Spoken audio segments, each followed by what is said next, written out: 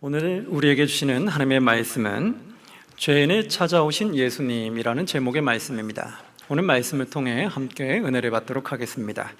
다 같이 1절, 2절 말씀 함께 봉독합니다.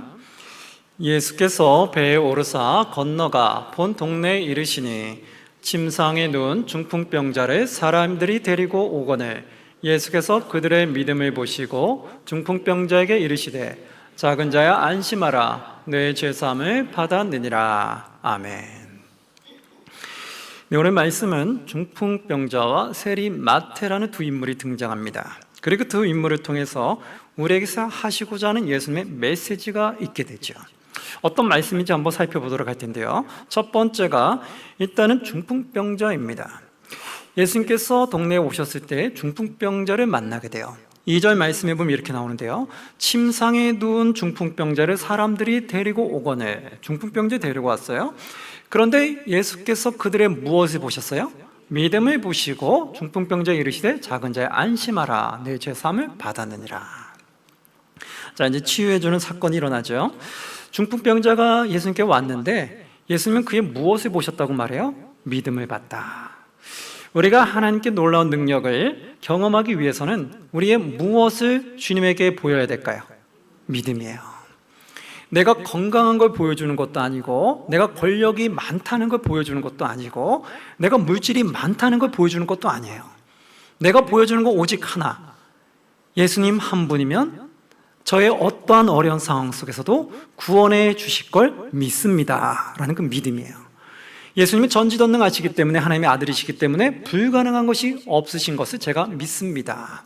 저의 이런 어려운 상황에 주님께 맡게 되오니 주님이 저를 구원하여 주옵소서. 그 믿음이에요. 우리가 어떤 어려움 속에서 많이 있죠. 상황이 어려움 속도 있고, 또 질병 가운데 어려움이 계신 분도 있고, 재정적으로 어려우신 분도 있고, 또 여러 가지 인간관계에서 어려운 분도 있고, 또 내가 일하는 범위 내에서도 벅찬 분도 있으실 거고, 각각의 어려움이 있단 말이에요. 근데 그 어려움을 하나님 앞에 나아가고 하나님 앞에서 그 어려움을 극복할 수 있는 능력을 달라고 기도할 때는 무엇을 보고 나가야 돼요? 믿음을 가지고 나가야 된다는 거예요. 내가 하나님 앞에 나아가면 하나님이 나의 어려운 상황을 분명히 이겨낼 수 있도록, 헤쳐나갈 수 있도록, 승리할 수 있도록 분명히 도우실 수 있는 힘과 능력이 하나님에게는 계시다라는 그 믿음. 예수님은 하시고자 하면 못하시는 것이 없다라는 그 믿음, 바로 그 믿음을 가지고 나아갈 때 하나님의 역사하심을 경험할 수 있다는 거예요. 그래서 이 중풍병자 치유한 것 중에 가장 봤던 건 중풍병자의 물질을 본 것도 아니고 건강을 본 것도 아니에요. 그에게는 오직 믿음 하나를 본 거예요. 예수님은 충분히 나를 이 어려움 속에서 구원할 수 있으리라는 그 믿음. 그런데 하나 또 특이한 게 있어요. 재밌는 게 뭐가 있냐면, 예수님이 그 중풍을 치유하는 데 있어서 자, 너의 병이 나으리라 라고 말하면 끝나는 건데, 뭘 먼저 말씀하시냐면 너를 죄에서 사함을 받으리라, 그렇게 말했다는 거예요. 지금 이 중풍병자는 내 병이 낫기를 원해서 온 거예요. 근데 예수님은 그의 죄를 먼저 사해 주시는 것을 먼저 이야기하셨어요. 그럼 뭔가 앞뒤가 안 맞는 것 같죠? 왜 그럴까요? 이게 하나님과 우리 인간의 차이점이라는 거예요. 잘 보세요. 우리는 하나님 앞에 이렇게 나올 때 여러분 무엇 때문에 오십니까? 우리가 나올 때 나는 죄사함 받고 영원한 천국에 들어가기 위해서 오십니까? 아니면 내가 예수님 앞에 나오는 거는 내가 지금 힘든 상황을 해결받기 위한 그거 하나 때문에 오십니까? 뭔가 이 땅에서 내가 힘들어하는 거, 이것을 해결받기 위해서 주님이 하나의 나의 도구처럼, 해결사처럼, 하나의 부적처럼 그렇게 생각하고 오십니까? 아니면 나는 예수님께 오는 이유는 내 죄를 사함받고 영원한 천국에 들어가기 위해서 오십니까? 그게 차이점인 거예요. 예수님이 이 땅에 오신 이유는 우리의 죄를 사해 주셔서 영원한 생명을, 영원한 천국에 축복받기 원하는 거예요. 이 땅에서 삶은 점과 같기 때문에 이 땅에서 축복과 기쁨은 오래갈 수가 없어요. 언젠가 끝이 와요. 근데 끝은 언제 올지 아무도 몰라요. 짧은 인생 가운데 끝이 오는 사람도 있고 조금 더 긴 인생 가운데 끝이 오는 사람도 있어요. 근데 하나님이 사시는 영원한 세계에서는 이 100년이라는 시간은 너무나 짧은 시간이죠. 그래서 하나님은 우리에게 이 영원한 짧은 시간에 잠깐 반짝 기쁘다가 생을 마감하는 걸 원하시는 것이 아니라 영원한 삶을 영원한 축복 가운데서 살아가기 원하신다는 거예요. 믿으십니까? 아멘. 바로 그래서 예수님이 오신 거예요. 그러니까 중풍병자 자신의 병을 낫는 거에 초점이 되어 있지만 예수님은 그의 병을 낫는 거는 잠시 잠깐이에요. 조금 병이 나와서 이 땅에 조금 살 수 있겠지만 건강하게 언제나 끝은 오고 끝이 오면 영원한 형벌이 기다리고 있거든요. 근데 이 중풍병보다 영원한 형벌이 더 괴로울 거라는 거예요. 그래서 예수님은 그의 영혼을 사랑했어요. 육체도 사랑하지만 더 중요한 건 영혼이었어요. 왜요? 영혼은 죽지 아니하고 영원히 살아가잖아요. 육은 죽으면 흙으로 돌아가면 끝나요. 그러나 영은 하나님이 부어 넣으신 거기 때문에 영은 하나님 앞에 가서 영원히 살아가게 돼요. 그러니까 하나님은 이 영혼이 사는 것이 먼저였어요. 그래서 결국은 이 죄를 사해 주신다는 거예요. 그래서 죄 사함을 받고 영원한 천국에 들어가는 것을 먼저 우선시 해주고 그 다음에 중풍병을 치유해 주는 것을 보게 됩니다. 한번 보시면 6절 말씀 우리 함께 봉독합니다. 그러나 인자가 세상에서 죄를 사하는 권능이 있는 줄을 너희로 알게 하려 하노라 하시고 중풍병자에게 말씀하시되 일어나 내 침상을 가지고 집으로 가라 하시네. 아멘. 자, 분명히 내 침상을 가지고 집으로 가라고 말씀하시죠. 병을 치유하죠. 병을 치유할 수 있는 건 너무 간단해요. 전지전능한 하나님이 우리의 병 하나 치유하는 거 그거 어렵겠습니까? 어렵지 않죠. 그러나 중요한 건 뭐예요? 무엇을 먼저 살리기를 원하시는 거예요? 우리의 영혼이 살기를 원하신다. 살아서 우리가 하나님 앞에 나오는 것은요, 제일 중요한 것은 이 땅에 내가 원하는 기도 제목을 이루기 위해서 오시지 않기를 바랍니다. 그것도 중요하지만 그건 차후예요. 제일 먼저 중요한 건 뭐예요? 내 영혼이 구원받기 위해서 하나님 앞에 나오시길 바랍니다. 내가 아무리 물질의 축복을 받고 건강의 축복을 받아도 하나님이 떠나버리면 아무 소용없는 거예요. 그럼 이 점과 같은 삶은 언제가 끝이 올 거고 내일에서 하나님 부르시면 가야 되는 거잖아요. 1년 뒤에 하나님 나를 부르시면 또 가야 되잖아요. 우린 그런 인생이에요. 또 1년 뒤에 영원한 형벌 속에 빠져들면 뭐가 기쁘겠어요? 1년 동안 잠깐 반짝 건강하게 산데 영원한 형벌이 기다리고 있으면 그럼 뭐가 행복하겠어요? 그러니까 정말 행복한 거는 영원한 삶이 축복 가운데 살아가는 거예요. 그 가운데 이 땅에 사는 동안 또 하나님의 은혜 가운데 살아갈 수 있도록 끊임없이 기도하면서 나가는 거죠. 그래서 여기서도 결국 예수님은 그를 영혼을 먼저 살리시고 그 다음에 육을 살리는 것을 보게 돼요. 우리가 하나님께 구원받고 하나님 안에서 이 땅에서도 또 복을 받기를 주의 이름으로 축원합니다. 요한서에 보면 그래서 이렇게 말한 게 있어요. 너희가 하나님 앞에서 영혼이 잘됨 같이 범사에 잘되기를 원하노라. 자, 뭐가 먼저예요? 내 영혼이 잘됨 같이 너가 이 땅에서도 잘되기를 원하노라. 바로 그거예요. 제일 먼저는 내 영혼이 잘 되어야 되는 거예요. 그 다음에 이 땅에 사는 동안도 감사한 일이 많으면 좋겠죠. 그래서 성경에서는 늘 내 영혼을 먼저 중점으로 둡니다. 우리도 하나님 앞에 나오는 것은 내 영이 살기 위해서 나오시길 가장 소망합니다. 내 영이 죽은 상태에서 하나님 앞에 나오면은 그러면 결국 그것은 기쁜 게 아니죠. 우리는 행함을 위해서 살아가는 게 아니에요. 우리는 결국 내 영혼이 구원받기 위한 것이 우선순위라는 거예요. 교회 와서 열심히 봉사하는 거 중요하죠. 열심히 헌금 내는 거 중요하죠. 근데 열심히 봉사하고 헌신하는 게 더 중요한 것이 아니라 그보다 더 중요한 건 뭐예요? 내 영혼이 구원받는 거죠. 그러면 하나님의 말씀을 더 소중히 여겨야 된다는 거예요. 예배를 더 사모해야 된다는 거예요. 그 예배가 뒷전으로 가고 내가 봉사하는 게 위로 올라가 버리면 그러면 내 은혜는 떨어지고 영원한 형벌로 나는 빠져들게 되는 거라고요. 그래서 그건 잘못 가는 거예요. 그래서 어떤 것도 하나님 앞에 나아가는 게 제일 큰 기쁨이 되시기를 주의 이름으로 소망합니다. 그리고 그 기쁨 가운데 하나님 만나시고 하나님의 은혜 가운데 주님 앞에서 할 수 있는 범위 내에서 봉사하는 거예요. 하나님께 은혜 받으시고 할 수 있는 범위 내에서 헌금 드리는 거예요. 그런 거지 하나님 안에서 은혜를 받는 것을 사모하지 못하고 은혜를 잃어버리고 행함으로만 하면 나중에는 다 지쳐서 떨어집니다. 은혜가 없이 봉사하는 것은 오래 못 가요. 그것은 오히려 많은 상처를 입게 되게 됩니다. 두 번째 사건은 뭐가 있냐면요, 이제 세리 마태를 만나는 사건이 있어요. 우리 9절 말씀 함께 봉독합니다. 시작.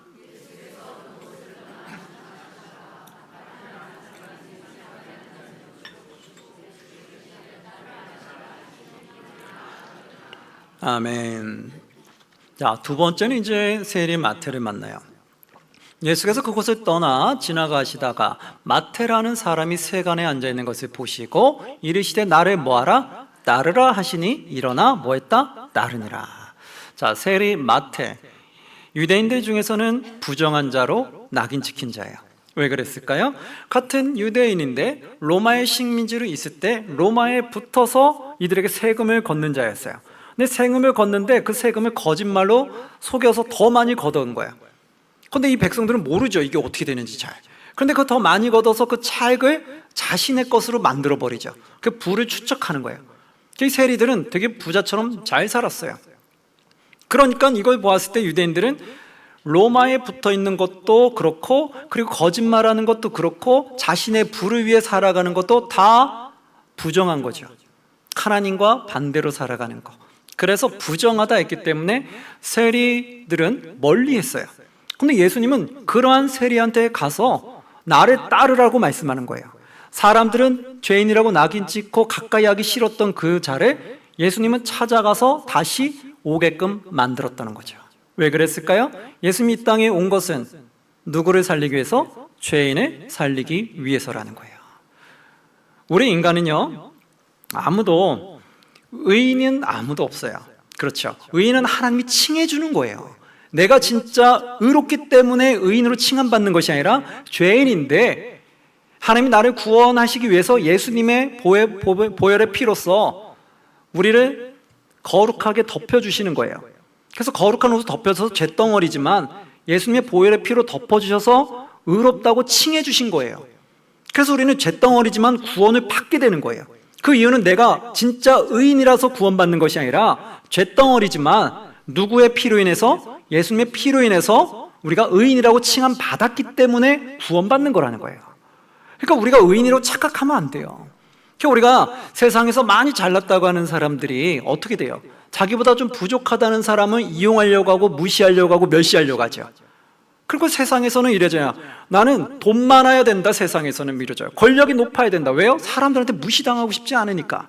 그러니까 사회는 그렇단 말이에요. 똑같은 죄인인데 다 같이 겸손하게 낮춰서 서로 협력하고 돕고 서로 존중해줘야 되는데 내가 무언가 잘난 것처럼, 자신이 의로운 것처럼 자신보다 조금 부족하다 싶으면 멸시하고 괄시하는 것을 보게 되는 거죠. 그것이 세상을 살아가는데 참 힘들죠. 서로 이렇게 따뜻한 말 한마디씩 해주면 얼마나 좋아요. 근데 무시하는 말 탁탁 던져보세요. 여러분 기분이 상해요, 안 상해요? 상하죠. 아무리 내가 못 배웠어도요, 멸시하는 말을 듣고 기분 좋을 사람은 없어요. 그런데 우리가 다 같은 죄인이라고 생각하면은, 그러면 누구 멸시할 게 어디 있어요? 같은 죄인인데, 하나님 보시기엔 다 똑같은 죄인인데 뭘 누가 잘났고 못났고 있어요? 서로 위로해주고 서로 격려해주고 따뜻한 말 해주려고 노력하는 거죠. 그럼 우리가 서로 사회에서 만났을 때마다 뭐 공부를 많이 한 사람이나 적게 한 사람이나 부가 많은 사람이나 적은 사람이나 서로 따뜻한 말을 해주면 좋아요, 안 좋아요? 좋죠. 그건 거예요. 하나님은 죄인을 구원하기 위해서 오신 거잖아요. 우리가 의인인 줄 착각하고 교만해서 많은 사람들을, 나보다 좀 부족하다 싶은 사람들을 이용하거나 무시하거나 괄시하는 자들은요, 절대로 하나님의 부름을 받을 수가 없어요. 하나님 그러한 자 찾지 않는다고요. 그러한 자는 영원한 천국에 들어갈 수가 없다고요. 영원한 천국에 들어갈 수 있는 자는 겸손한 자예요.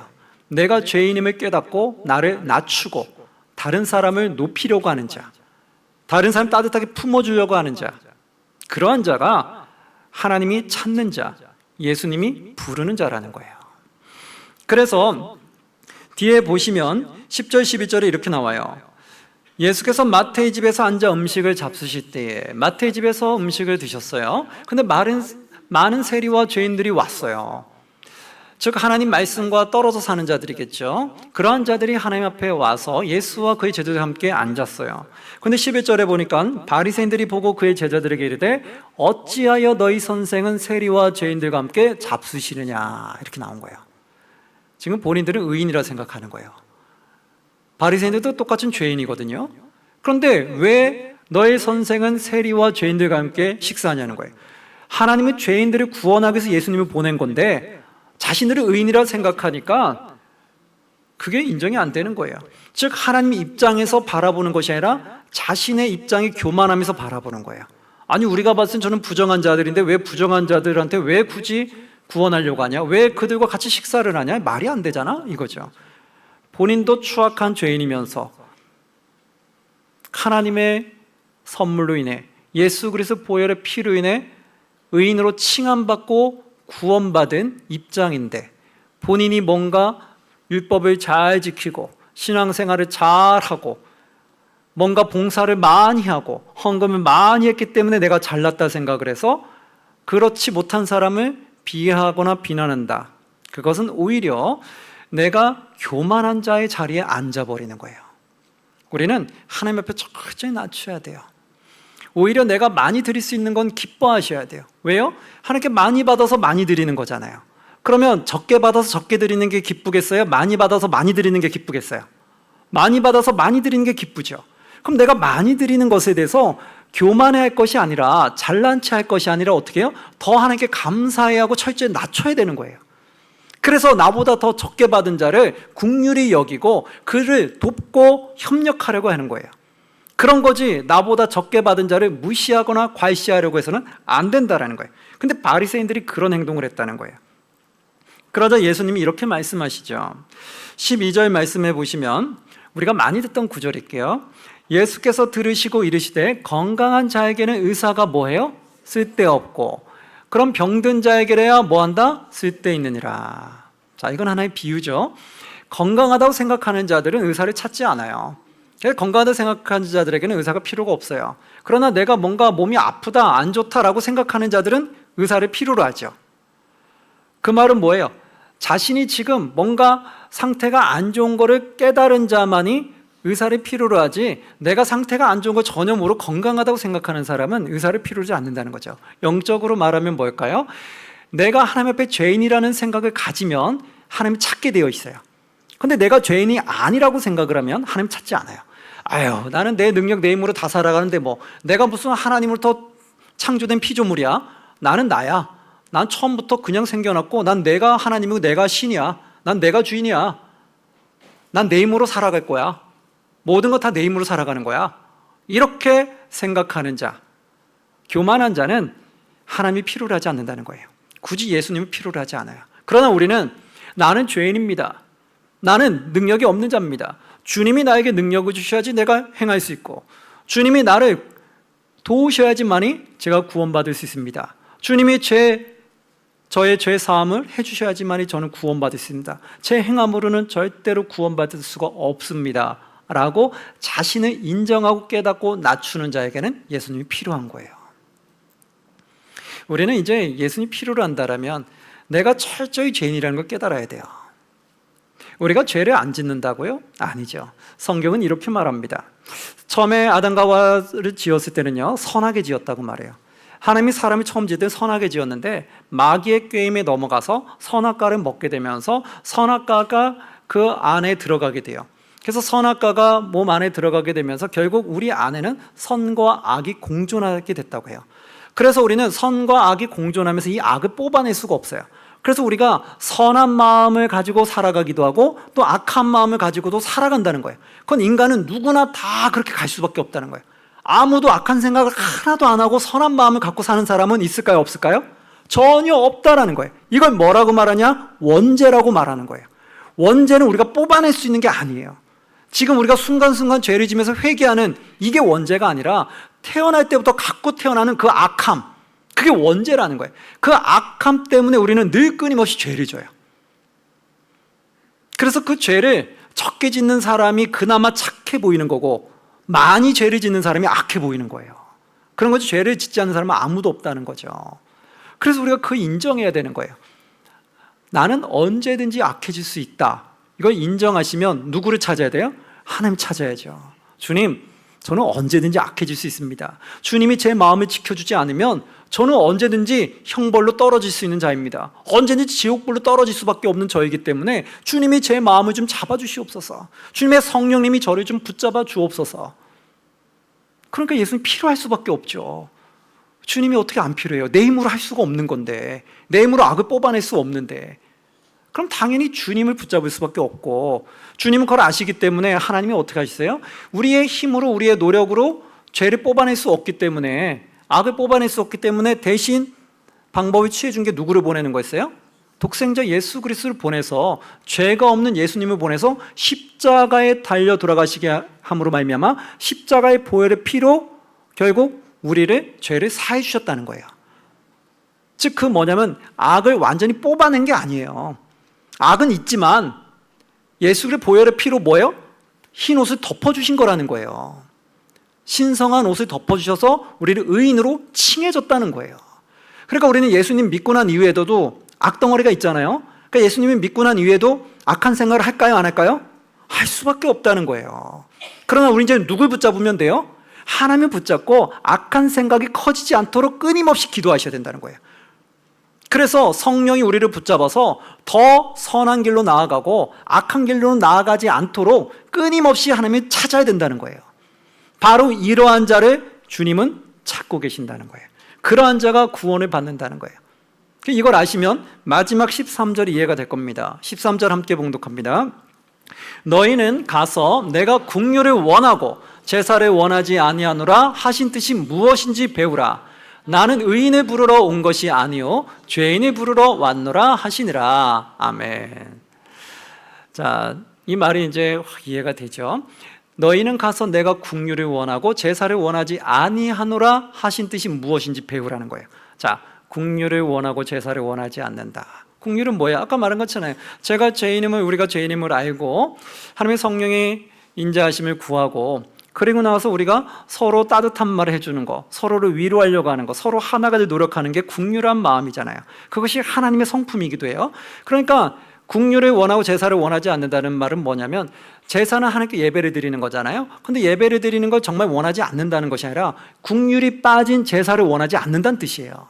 긍휼이 빠졌다는 건 뭐냐면 하나님의 마음을 닮지 않은 상태에서 교만한 상태로 주님께 예배 드리는 것은 받지 않으신다는 거예요. 그러니까 우리는 하나님의 마음을 닮은 상태에서 하나님께 찬양을 올려드려야 된다는 거예요. 예배를 올려드려야 된다는 거예요. 그래서 주님의 성품을 담고 긍휼한 마음을 가지고 하나님께 예배를 올려드릴 때 하나님이 이 예배를 진정 받으신다는 거예요. 이건 너희가 배우라는 거예요. 근데 우리가 이거 놓칠 때가 많잖아요. 긍휼한 마음 놓치고 서로 안 좋은 말하고 하나님 보시기에 옳지 않은 길을 걸어가고, 그러면서도 하나님을 찬양한다고 예배드린다고 기도한다는 거예요. 뜨겁게 기도한다고 하는데 삶은 하나님이 원하는 삶을 살지 않고 있는 거예요. 긍휼한 마음이 없는 거예요. 강팍한 거예요. 그런데 예배는 드리고 손은 들고 찬양하고 있는 거예요. 이게 그럴 수 있다는 거예요. 그러나 제일 중요한 것은 강팍한 마음을 가지고 주님을 찬양하는 것이 아니라 겸손한 마음을 가지고, 긍휼한 마음을 가지고, 따뜻한 마음을 가지고 주님을 찬양해야 된다는 거예요. 그걸 주님은 받으신다는 거예요. 지금 바리새인들은 이 긍휼함이 없는 거예요. 강팍한 마음을 가지고 본인을 잘난 줄 알고 조금 부족한 사람들을 죄인이라고 취급하면서 멀리 해버리고 있는 거죠. 정작 본인들이 죄인인 것은 모르고. 그래서 13절 마지막에 이렇게 말하잖아요. 나는 누구를 부르러 왔어요? 의인을 부르러 온 것이 아니요 죄인을 부르러 왔노라. 자, 죄인이라는 건 뭐예요? 자신이 죄인일 수밖에 없음을 고백하는 자. 우리는 절대로 내 스스로 의인이 될 수 없다는 거. 우리 안에 늘 악이 공존하기 때문에 언제든지 악해질 수 있다는 거. 그래서 우리 연약함을 인정하고 누구를 붙잡는 자? 하나님을 붙잡는 자, 하나님을 찾는 자, 그들을 부르러 오셨다라는 거예요. 사랑하는 성도님, 이제 우리가 그 마음 잘 가지셔서 절대로 우리가 하나님 보시기에 나의 잘남을 드러내지 마시고 철저히 겸손하게 나를 낮추시고 다른 사람에게 따뜻한 말을 하시고 하나님의 말씀에 순종해서 옳은 길로 나아감으로 말미암아 하나님 영광을 올려드리고 하나님의 부르심을 받아서 모두 다 천국으로 들어가시는 저와 여러분들이 되시기를 주의 이름으로 축원합니다. 아멘.